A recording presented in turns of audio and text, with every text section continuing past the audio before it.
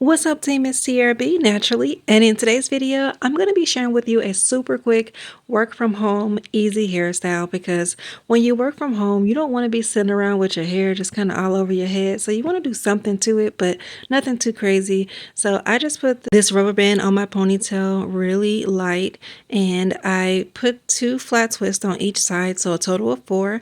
And now I'm twisting the remainder of the hair, combing it through, making sure it's detangled.